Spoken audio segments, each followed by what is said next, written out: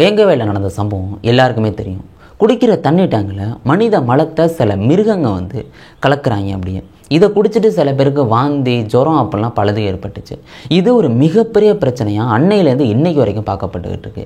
தமிழ்நாடு ஃபுல்லாக இந்த சம்பவத்தை வந்து பேசிக்கிட்டு இருக்காங்க.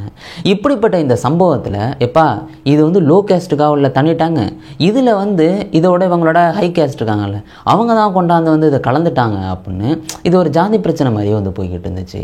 பட் இப்போ சிபிசிஐடி 2 வருஷம் விசாரிச்சுட்டு என்ன தெரியுமா சொல்லியிருக்காங்க, இது வந்து ஜாதி பிரச்சனை எல்லாம் கிடையாது, இதே கேஸில் உள்ளவங்க தான் பழிவாங்கிற நோக்கத்துக்காக அந்த தண்ணி டேங்கில் போய் மலத்தை கலந்துருக்காங்க அப்படின்னு சிபிசிஐடி குற்றப்பத்திரிக்கை வந்து தாக்கல் பண்ணியிருக்கு. நான் சொல்லலைங்க, குற்றப்பத்திரிக்கை சிபிசிஐடி தாக்கல் பண்ணியிருக்கு. இதை வந்து பல கட்சிகள் வந்து எதிர்க்கிறாங்க. இல்லைப்பா, நீங்கள் வந்து கேஸை முடிக்கணும் அப்படிங்கிறதுக்காக நீங்கள் வந்து அவங்க மேலே குறை சொல்கிறீங்க, அவங்க வந்து இந்த குற்றத்தை பண்ணலை அப்படின்னு கட்சிகள் வந்து சொல்லிக்கிட்டு இருக்காங்க சில கட்சிகள். நம்ம இந்த வீடியோவில் சிபிசிஐடி என்ன தாக்கல் பண்ணியிருக்காங்க அதை பற்றியும், அப்புறம் கட்சிகள் என்ன சொல்கிறாங்க அதை பற்றியும் இந்த வீடியோவில் பார்க்க போகிறோம்.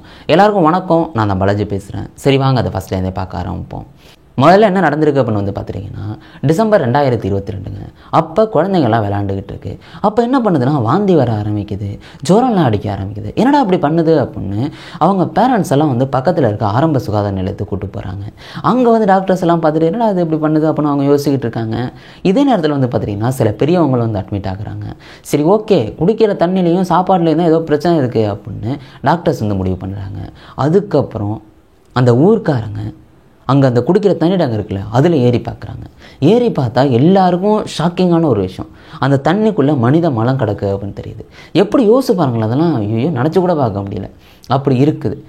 டிசம்பர் 26 அன்றைக்கி இதை பார்க்குறாங்க. மேலே ஏறி உடனே வந்து போலீஸில் கம்ப்ளைண்ட் கொடுக்குறாங்க, இது மாதிரி நீங்கள் தான் வந்து இந்த சம்பவத்தை கண்டுபிடிக்கணும் அப்படின்னு. போலீஸ் வந்து விசாரிக்க ஆரம்பிக்கிறாங்க.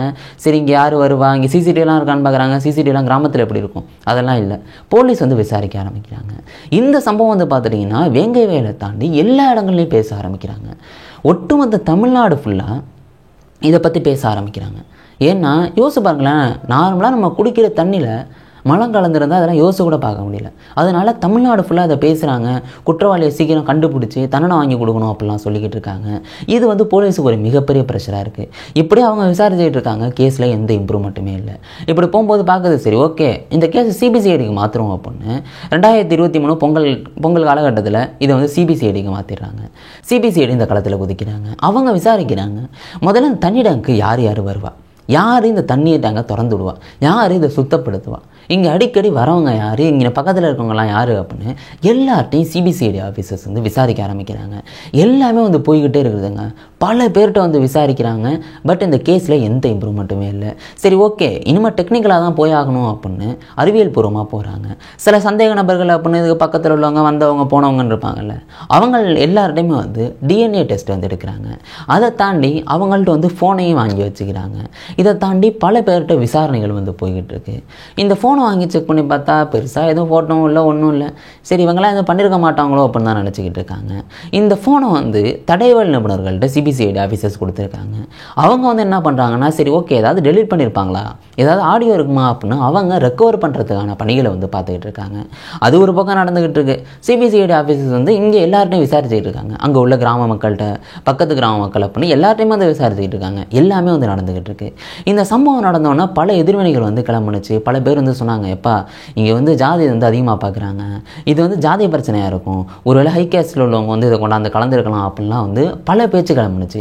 இது எதுக்கு வந்து ஆதாரம்லாம் கிடையாது, ஆனால் அது வந்து கிளம்புனுச்சு. இப்படியே வந்து போய்கிட்டே இருக்குதுங்க.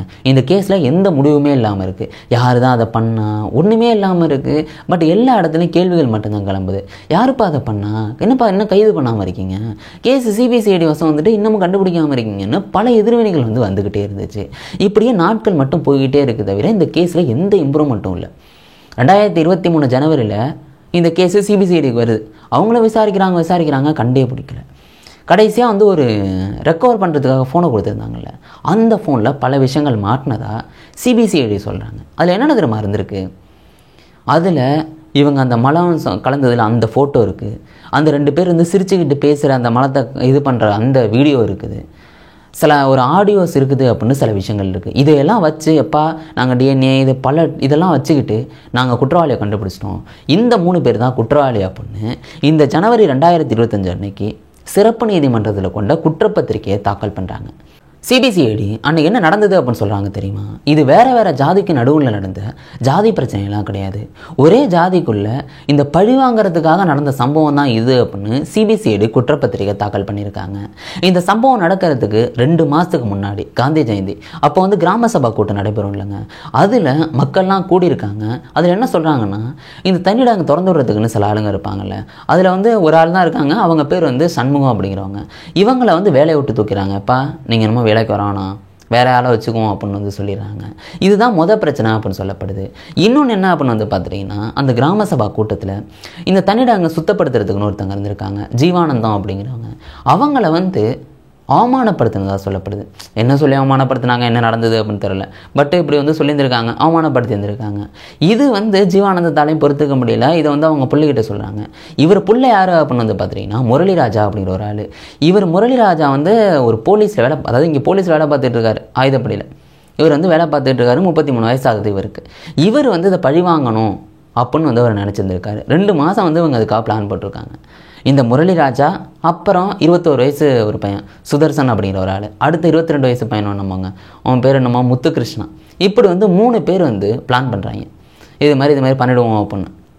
இது வந்து சிபிசிஐடி சொல்கிற விஷயங்க. இப்படி பிளான் பண்ணிவிட்டு இவங்க கலக்க பிளான் பண்ணுறாங்க. முதல்ல வந்து குறை சொல்லியிருந்திருக்காங்களாம், இது மாதிரி ஏதோ தண்ணியெல்லாம் வாடடிக்குது, இது மாதிரி வந்து சொல்லியிருந்திருக்காங்களாம். அதுக்கப்புறம் வந்து மேலே ஏறி இது மாதிரி கவரில் கொண்டு போய், இதெல்லாம் வார்த்தைகளால் சொல்ல முடியலைங்க, இப்படி வந்து கொண்ட கலந்துருக்காங்க அப்படின்னு வந்து சொல்லப்படுது. இது வந்து நான் எதுவும் சொல்லலைங்க, சிபிசிஐடி வந்து சொல்லி தந்திருக்காங்க. இப்படி கலந்ததுனால குழந்தைங்கள்லாம் அந்த தண்ணியை குடிச்சிட்டு வாந்தி ஜுரம் வந்து இப்படி ஏற்பட்டுருந்துருக்கு. அதுக்கப்புறம் அட்மிட் ஆகியிருந்திருக்காங்க. இது ஒரு மிகப்பெரிய பிரச்சனையாக மாறி சிபிசிஐடி விசாரித்து எல்லாத்தையும் வந்து சொல்கிறாங்க, எப்பா இவங்க 3 பேர் தான் பண்ணியிருந்திருக்காங்க, அதுவும் பர்சனல் வெஞ்சன்ஸுக்காக தான் அதை பண்ணியிருந்திருக்காங்க. இது வந்து ஜாதிக்கு நடுவுல நடக்கிற ஜாதி பிரச்சனைலாம் கிடையாது. ஒரே ஜாதிக்குள்ளே இந்த வேலையை விட்டு தூக்குனா, இந்த அவமானப்படுத்தினதுனால அந்த 3 பேர் சேர்ந்து பண்ண சதி தான் அப்படிங்கிற மாதிரி சொல்லியிருந்திருக்காங்க. இதை எப்படா சொல்கிறாங்க அப்படின்னு வந்து கேட்டிங்கன்னா, சிபிசிஐடி பல காரணங்கள் சொல்கிறாங்க. எப்போ நாங்கள் வந்து 397 பேர்கிட்ட இது வரைக்கும் சாட்சியாக வந்து விசாரிச்சிருக்கோம், இவங்களோட டிஎன்ஏ வந்து நாங்கள் எடுத்துருந்துருக்கோம், இவங்களோட ஃபோனை வந்து நாங்கள் தடயவியல் நபர்கள்ட்ட கொடுத்து பல ஆதாரங்களை நாங்கள் வந்து ரெக்கவர் பண்ணியிருக்கோம். இதில் வந்து இந்த சுதர்சன் அப்படிங்கிற ஒரு ஆள் வந்து பேசியிருந்திருக்காப்புல அவங்க அம்மாட்டையும் அத்தைக்கிட்டையும், இது மாதிரி நீ ஒத்துக்காதரா அப்படின்னு வந்து அவங்க அம்மா சொல்கிறாங்க, அத்தைலாம் சொல்கிறாங்க. நான் எங்கே ஒத்துக்க போகிறேன் அப்படின்னு வந்து சொல்லியிருந்திருக்காப்புல அப்படின்னு வந்து அந்த வாய்ஸ் எல்லாம் நீங்கள் வந்து கேட்டுருந்துருப்பீங்க. இந்த வாய்ஸ் எல்லாம் வந்து ரெக்கவர் பண்ணதாகவும் வந்து சொல்லப்படுது. பட் அதெல்லாம் எந்த அளவுக்கு அப்படின்னு தெரில. ஆனால் பல விஷயங்களை வந்து சிபிசிஐடி வந்து கேதர் பண்ணி வந்து வச்சுக்கிறாங்க. இந்த ஆதாரங்கள்லாம் வச்சுக்கிட்டு சிபிசிஐடி குற்றப்பத்திரிக்கை வந்து தாக்கல் பண்ணுறாங்க. இனிமேல் நீதிபதிகள்லாம் வந்து பயங்கரமாக விசாரித்து எப்போ அவங்க தான் குற்றவாளிகள் அப்படின்னு வந்து இனிமேல் தீர்ப்பு கொடுப்பாங்க. இது வந்து இனிமேல் நடக்கும். ஆனால் இதுக்கு பல எதிர்வினைகள் வந்து கிளம்ப ஆரம்பிச்சிட்டு, எப்பா சிபிசிஐடி ஒழுங்காலாம் விசாரிக்கலப்பா, இது வந்து என்ன ஒரே சமூகத்தில் உள்ளவங்கள்லாம் குறை சொல்கிறாங்க, பட் அது அவங்க பண்ணலை அப்படின்னு கட்சிகளே வந்து மாற்றி வந்து சொல்லிக்கிட்டு இருக்காங்க. சிபிசிஐடி ஒழுங்காக விசாரிக்கலை, இந்த கேஸை சிபிஐக்கு மாற்றுங்க அப்படின்னு வந்து சொல்லிக்கிட்டு இருக்காங்க. இது எல்லாம் அப்படியே மாற்றி நடந்துக்கிட்டே இருக்குது. ஆனால் சிபிசிஐடி சொல்லுது, இல்லை நாங்கள் ஒழுங்காக தான் விசாரிச்சிருக்கோம், இது எங்களோட ஆதாரம், நாங்கள் வந்து நீதிமன்றத்தில் கொடுக்க போகிறோம் அப்படின்னு அவங்க சொல்லியிருந்திருக்காங்க. பாப்பா என்ன நடக்குது அப்படின்னு ஒரு வக்கீல் வந்து பேட்டி கொடுத்துருந்துருக்காப்புல, இல்லை ஆதாரங்களெல்லாம் வெட்டி ஒட்டி சேர்த்துருக்காங்க, இதெல்லாம் ஆதாரமாக ஏற்றுக்க முடியாதுன்னு அவர் வந்து சொல்லியிருந்திருக்காரு. இப்படி வந்து மாற்றி எதிர்வினைகளும் வந்து கிளம்பிக்கிட்டே இருக்குது. பட் இனிமேல் நீதிபதிகள் வந்து எல்லாம் விசாரிச்சுட்டு அவங்க யார் குற்றவாளி அப்படின்னு சொல்லுவாங்க. இது என்ன எவ்வளோ காலம் இழுக்க போகுது அப்படின்னு வந்து தெரியலைங்க. இதுக்கெல்லாம் என்ன சொல்கிறது அப்படின்னு தெரில. இது ஒரே சமூகத்தில் நடந்த அந்த பழிவாங்கிற பிரச்சனையா இல்லை வேறு எதுவும் பிரச்சனையா அப்படின்னு நீதிமன்றம் சொல்லட்டும், பார்த்துக்குவோம். இந்த சம்பவத்தை பற்றி நீங்கள் என்ன நினைக்கிறீங்க? இந்த 3 பேர் தாண்டா தப்பு பண்ணியிருக்காங்க அப்படின்னு நினைக்கிறீங்களா, இல்லாட்டி இவங்க இல்லைப்பா வேறு யாராவது தப்பு பண்ணியிருக்காங்கன்னு நினைக்கிறீங்களா? உங்கள் மனசுக்கு என்ன தோணுதோ அதை கீழே கமெண்ட் விட்டுருங்க, நான் பார்த்து தெரிஞ்சுக்கிறேன் நீங்கள் என்ன மைண்ட் செட்டில் இருக்கீங்க அப்படிங்கிறத. அதை தாண்டி வேறு ஏதாவது பேசணும்னு நினச்சிங்க அப்படின்னு வைங்களேன், கீழே கமெண்ட் விட்டுவிடுங்க. இல்லாட்டி இன்ஸ்டாகிராமில் தென்தமிழ் பாலாஜி அப்படின்னு போடுங்க, வரும், அதில் கூட வந்து சொல்லுங்கள். நாளைக்கு இன்னொரு வீடியோவில் நான் உங்களை சந்திக்கிறேன். Bye guys.